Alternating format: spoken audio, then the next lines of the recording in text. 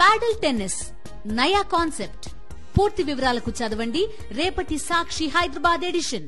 గత 15 రోజులుగా ఈ సోషల్ మీడియా సైన్యం అని వాళ్లకు సైకోలుగా ముద్ర వేసి మీరు పెట్టేటువంటి పోస్టుల్ని కూడా వైఎస్ఆర్ కాంగ్రెస్ పార్టీ ఖాతాలో జమేసి మహిళల పట్ల ఇంత దుర్మార్గంగా ప్రవర్తిస్తున్నారని నిన్న చంద్రబాబు నాయుడే గారే అసెంబ్లీ సాక్షిగా మాట్లాడడం జరిగింది.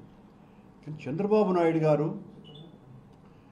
మీరు మాకు సంబంధించినటువంటి సానుభూతి పరులందరినీ కూడా జైళ్ళల్లోకి నొక్కి పోలీసుల చేత అరెస్టులు చేయించి 3rd డిగ్రీలు కూడా కొన్ని చోట్ల ప్రయోగింపచేసి ఒక భయానక వాతావరణాన్ని సృష్టించి వైఎస్ఆర్ కాంగ్రెస్ పార్టీకి ఎవ్వరూ కూడా సానుభూతి పరులే లేకుండా ఉండాలా అనేటువంటి మీ ప్రయత్నం వెనుక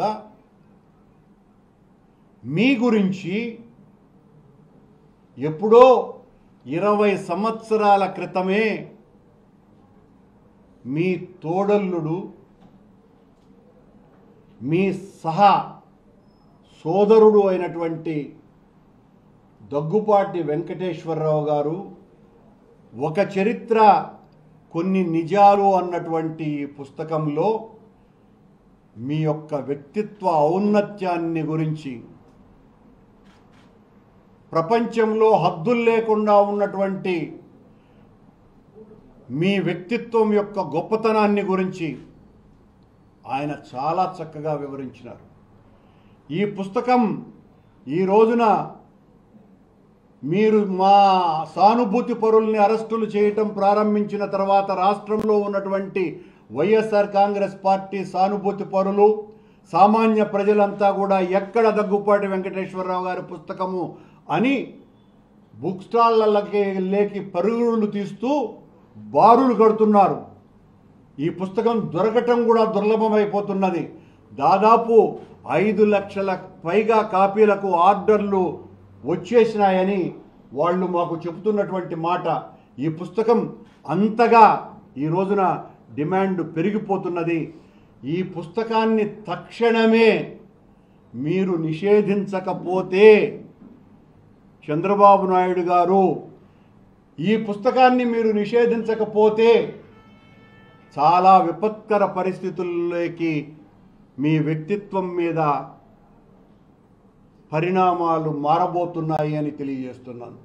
ఇందులో ఆయన ఇవేవి నేను అంటున్నటువంటి మాటలు కాదు, నా మాటలు కానే కావు.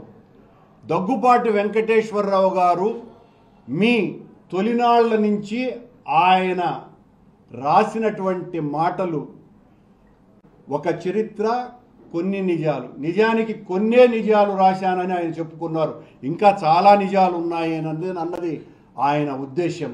అందులో మచ్చుకు కొన్ని ఆయన రాసినటువంటి మాటలు.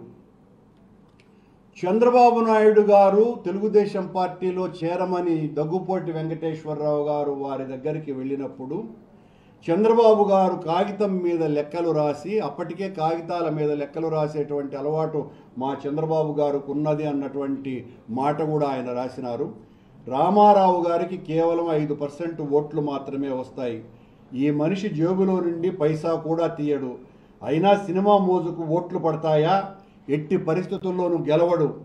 నాకు మంత్రి పదవి ఉంది కాంగ్రెస్లో, ఇది వదులుకొని ఎలా వస్తాను అని ఎద్దేవా చేస్తూ మాట్లాడాడు. నేను ఇంటికి వెనుతిరిగాను. మళ్ళీ నేను మరొక్కసారి కలిస్తే, ఇది పేజీ నెంబర్ 17, ఆ రోజు సాయంత్రం 7 గంటల సమయంలో మళ్ళీ మీరు కాంగ్రెస్ను వదిలి తెలుగుదేశం పార్టీలో చేరితే బాగుండునని నేను మాట్లాడితే